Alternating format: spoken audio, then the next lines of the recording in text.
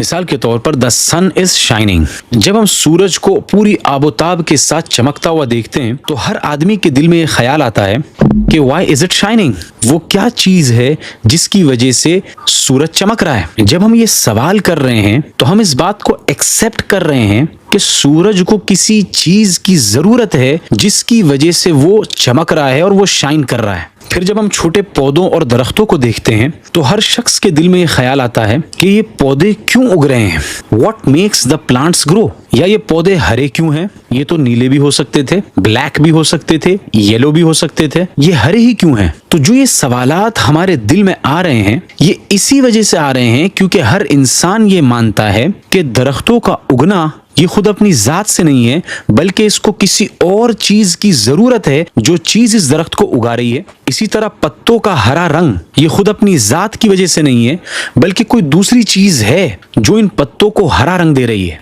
हम इस ट्रुथ को मान कर चलते हैं और यही कंटिंजेंसी है, यानी एक कंटिंजेंट ऑब्जेक्ट अपने वजूद और अपनी सिफात के अंदर दूसरी किसी चीज पर डिपेंड करे। इसी तरह जो हवाएं चलती है तो हर आदमी के जहन में ये ख्याल आ सकता है कि हवाएं क्यों चल रही है और ये भी कंटिंजेंसी की तरफ इशारा करती है। तो गोया कि हम अब ये कह सकते हैं कि साइंस अज्यूम्स कंटिंजेंसी और हर शख्स कायनात के अंदर कंटिंजेंसी को मानता है और यही तो वजह है कि हम हर चीज की एक्सप्लेनेशन को ढूंढते हैं कि भाई फला चीज क्यों हुई उसकी क्या एक्सप्लेनेशन है और वो चीज क्यों हुई उसकी क्या एक्सप्लेनेशन है। तो ये जो हम एक्सप्लेनेशंस को तलाश कर रहे हैं ये इसी वजह से तलाश कर रहे हैं क्योंकि हम मानते हैं कि वो चीज कंटिंजेंट है, वो अपनी जात के अंदर ऐसा नहीं कर सकती थी बल्कि वो किसी और चीज की मोहताज है जिसने उसको इस तरह किया है। So everything in the universe when we look at it we say why is it this way and why it isn't another way and what made it this way because it could have been some other way। बस यही चीज contingency है and this is what we mean when we say that the universe is contingent।